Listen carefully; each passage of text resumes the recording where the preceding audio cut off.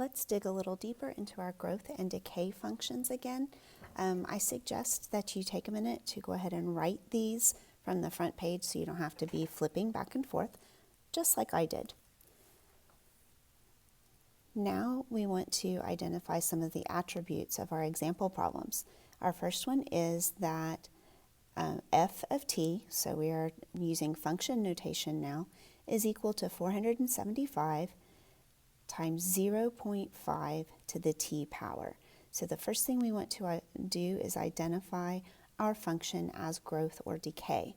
And remember, the way we do that is we look at this number right here. If this number is less than 1, it's decay. If it's greater than 1, it's growth. I see a number less than 1, in fact, half of 1. So that means that this is decay. Let's go ahead and identify our A value, which is our initial amount. And for this one, I see an A value, it's the number out in front of parentheses, 475. Our B value is the number inside parentheses. Remember that B is the number in parentheses, but we will eventually break it into 1 plus R or 1 minus R in this case. And so the entire B value is 0.5. We now want to know what our rate is. Well, we know that for decay, 1 minus R is equal to 0.5. So if we move the R to one side and move the constants to the other, we can solve for R and get that that is also 0.5.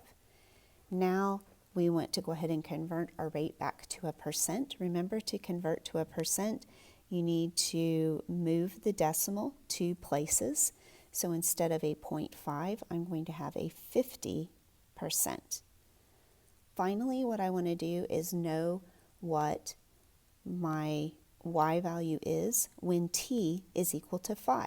So we have all of the numbers except for y now.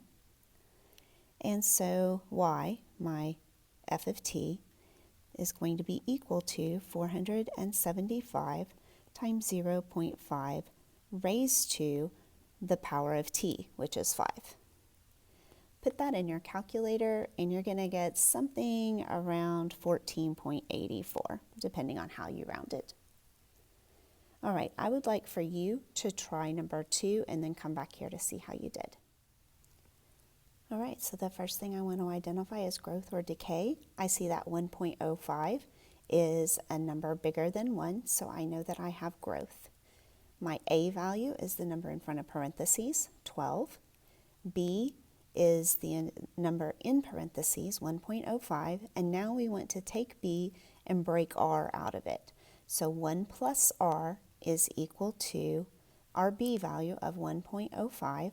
So moving the 1 to the other side, I get that R is 0.05, and I want to move the decimal twice in order to change that back to a percent, so I get a rate R of 5%.